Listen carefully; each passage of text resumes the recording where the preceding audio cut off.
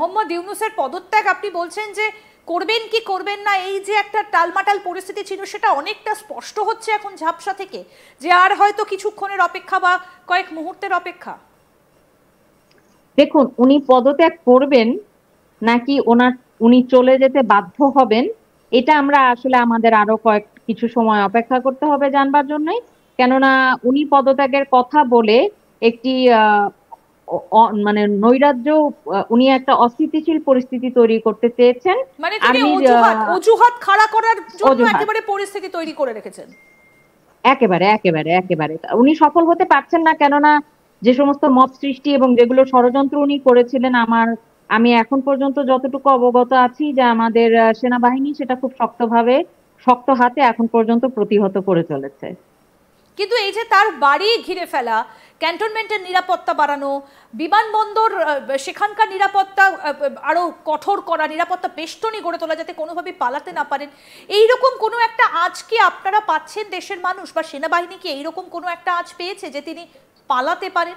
সেই কারণেই কি আগে ভাগে এই ব্যবস্থাগুলো করে রাখা?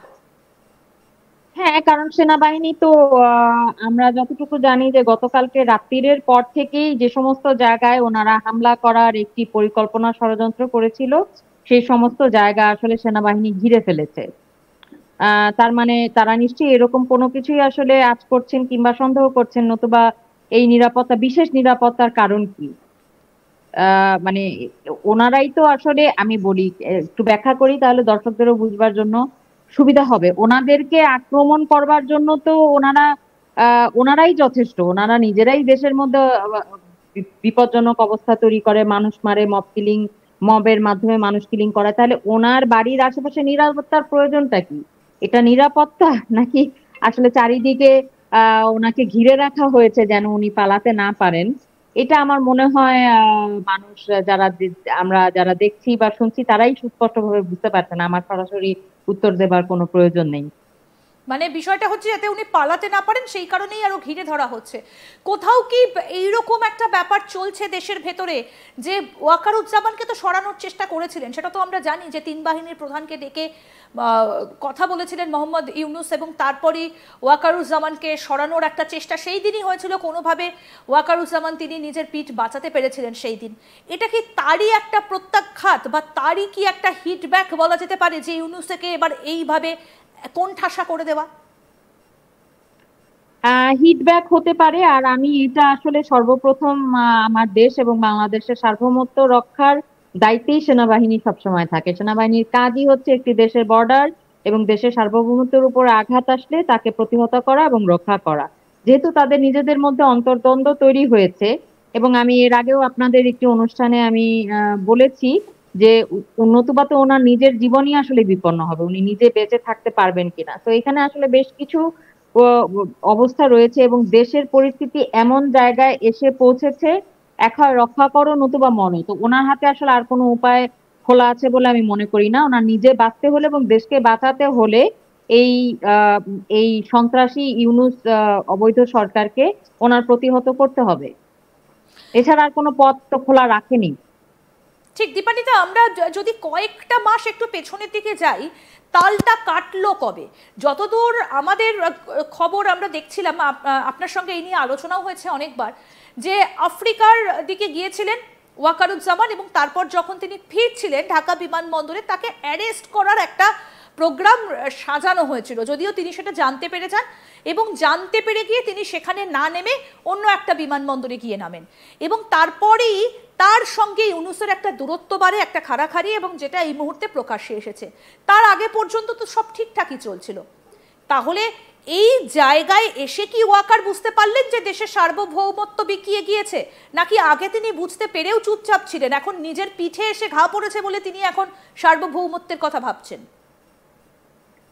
দেখুন, আমার কাছে ওনার আগের যে সমস্ত নীরবতা, সেই বিষয়টা আপনি বলে দিলেন। এখন আমি বলবো যে ওনার নিজের জীবনটাও আসলে হুমকির মুখে এবং একেবারে দেয়ালে পিঠ থেকে গেছে। দেশ বলেন, তার ব্যক্তিগত জীবনের বিষয়টাই বলেন, সেই জায়গা থেকে ওনার আসলে আহ পাল্টা শক্ত অবস্থান নেওয়া ছাড়া এই মুহূর্তে আর কোনো গতি আছে বলে আমি মনে করি না, এবং নেইও। আমরা সেভাবে দেখছি সেনাবাহিনী তৎপরভাবে আসলে কাজ করছে বিগত 2-3 দিন যাবত। আমরা আমি বারংবারই বলি যে আসলে আমি রেজাল্ট দেখবো, আগেই আসলে আমি কোনো কিছু ভেবে বা ধরে নিতে চাই না। তবে আজকের দিন পর্যন্ত, এখন পর্যন্ত আমি যা কিছু দেখছি, সেনাবাহিনী আসলে সঠিক পথে আগাচ্ছেন বলেই আমি মনে করি, এবং দেশকে রক্ষা করবার জন্য যা যা পদক্ষেপ নেওয়া দরকার তেমনটাই নিচ্ছে। এখন পরবর্তী কিন্তু জানি না, দেওয়ালে যেহেতু পিঠ না 5ই ঠেকলে কি ওয়াকার এখনো পর্যন্ত বসে থাকতেন চুপচাপ, নীরবতাই পালন করতেন? আপনার কি মনে হয়? দেয়ালে পিঠ যতদিন ঠেকেনি, যেহেতু তখন পর্যন্ত চুপচাপ ছিল, তাহলে এখনো চুপচাপই থাকতেন। মানে কোথাও গিয়ে দেশের থেকে নিজের পিঠটাকে বড় বলে মনে করছেন ওয়াকার, সেই প্রশ্নটাও কিন্তু এই জায়গায় বারবার উঠে আসছে।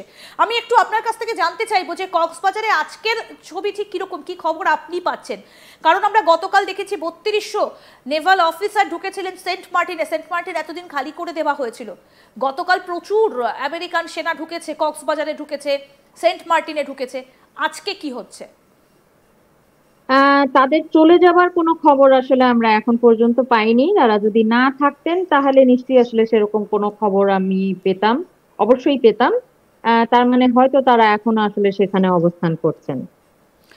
এই যে ওয়াকারুজ্জামান, তিনি গত পরশুদিন আমরা দেখেছিলাম যে বেশ কিছু কড়া বার্তা তিনি দিয়েছিলেন, এবং কালকেও আমরা দেখেছিলাম যে সেই কড়া বার্তাগুলো নিয়ে যথেষ্টই আলোচনা হয়েছে, এবং একাধিক কথা তিনি বলেছেন যে অনির্বাচিত সরকারের কোনো সিদ্ধান্ত নেবার অধিকার নেই দেশের স্বার্থে, সেনাবাহিনীকে গোপনে রেখে সবকটা সিদ্ধান্ত নেওয়া হচ্ছে, সেনাবাহিনী আর সহিংসতা কিছুই মেনে নেবে না।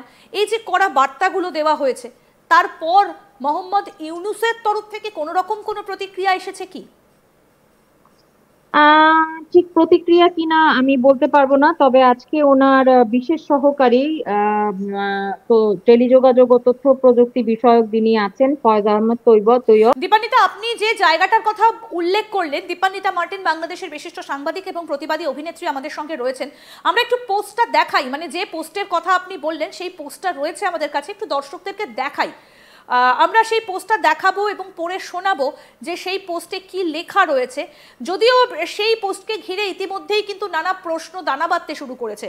সেই পোস্টটাতে কি লেখা রয়েছে আসুন পড়ে আপনাদেরকে বরং শোনাই। তার আগে, প্রথম প্রধান উপদেষ্টা পদত্যাগ করবেন না, প্রথম যে লাইনটা, এই যে ফাইজ আহমেদ তিনি লিখছেন যে প্রধান উপদেষ্টা পদত্যাগ করবেন না, এবং তারপরে লেখা রয়েছে অধ্যাপক ডক্টর মোহাম্মদ ইউনূসের ক্ষমতা প্রয়োজন নেই, কিন্তু বাংলাদেশের জন্য, বাংলাদেশের শান্তিপূর্ণ ডেমোক্রেটিক ট্রানজিশনের জন্য ডক্টর ইউনূস স্যারের দরকার আছে। তারপর কি বলা হচ্ছে, বরং ক্যাবিনেটকে আরো গতিশীল হতে হবে, সরকারকে আরো বেশি ফাংশনাল হতে হবে, উপদেষ্টাদের আরো বেশি কাজ করতে হবে, দৃশ্যমান অগ্রগতি জনতার সামনে উপস্থাপন করতে হবে। এ ব্যাপারে কোনো দ্বিমত থাকতে পারে না। আমাদেরকে দেখাতে হবে যে গণ অভ্যুত্থান পরবর্তীতে জনতার সম্মতিতে ক্ষমতায় এসে প্রফেসর সাফল্য দেখিয়েছেন। ইনশাআল্লাহ আমরা হারবো না, আমাদের হারানো যাবে না। ইনকলাব জিন্দাবাদ, প্রফেসর ইউনূস জিন্দাবাদ, বাংলাদেশ জিন্দাবাদ। পানিতা অত্যন্ত তাৎপর্যপূর্ণ যে প্রথম বিষয়টা চোখে পড়লো সেটা হচ্ছে সেনাবাহিনী কোনো রাজনীতিতে অংশগ্রহণ করতে পারবে না। এটা কি ইউনূসের পাল্টা জবাব ওয়াকারকে? একেবারেই তাই, কারণ আসলে এখন আমরা পুরো বিষয়টাই গত 2 দিন 3 দিন ধরে যেটা দেখছি, সেনাপ্রধান বনাম ইন্টারিম গভর্নমেন্টের একটি লড়াই, অসন্তোষ এবং নিজেদের মধ্যে বনিবনা বুঝ হচ্ছে না।